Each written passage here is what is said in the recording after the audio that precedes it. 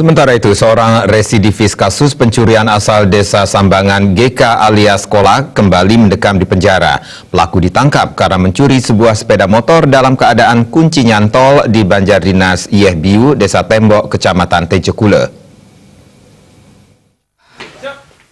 Kolak diringkus polisi akibat mencuri sebuah sepeda motor dengan nomor polisi DK7947IO di rumah korban di Banjardinas Yehbiu, Desa Tembok, Kecamatan Tejekule. Residivis yang sebelumnya mencuri cengkeh dan sempat dipenjara selama 6 bulan, kembali mengulangi perbuatannya dengan mencuri sepeda motor milik Masud asal Desa Tembok, Tejekule. Awalnya, korban memarkir sepeda motor di depan rumahnya dalam keadaan kunci nyantol. Saat bangun tidur, korban kaget motornya hilang. Kapolres Buleleng AKBP Suratno mengungkapkan, pelaku diamankan tanpa perlawanan di rumahnya. Pelaku diketahui identitasnya berkat keterangan beberapa saksi-saksi. Rata-rata paling 1 bulan hanya 2 kejadian. Yang menonjol justru adalah narkoba, kemudian beberapa tindak pidana pencurian biasa atau pencurian keberatan rumah kosong. Ini juga mungkin karena tindakan keras yang kita lakukan.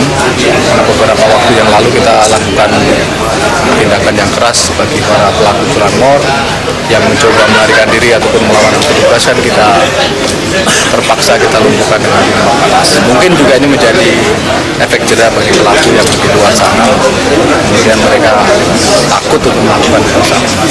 Sementara itu, pelaku Kolak mengaku tergoda untuk mengulangi kejahatan karena melihat kunci masih menyantol. Rencananya, motor tersebut akan dijual dan hasilnya digunakan untuk membayar hutang. Benar.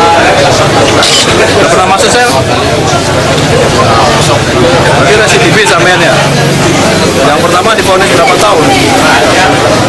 6 bulan. Kasus? Curi apa? Mencuri di rumah kosong. Apa yang kamu ambil? Hah? Mencuri cengkeh?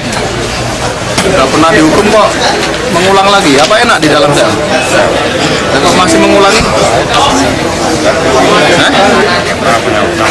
Utang. Berapa utangnya? 3 juta. Terus motornya udah laku kamu jual belum? Atas perbuatannya, pelaku kembali mendekam di penjara dan dijerat pasal 362 KUHP dengan ancaman 5 tahun penjara. Komang Yuda, Bali TV.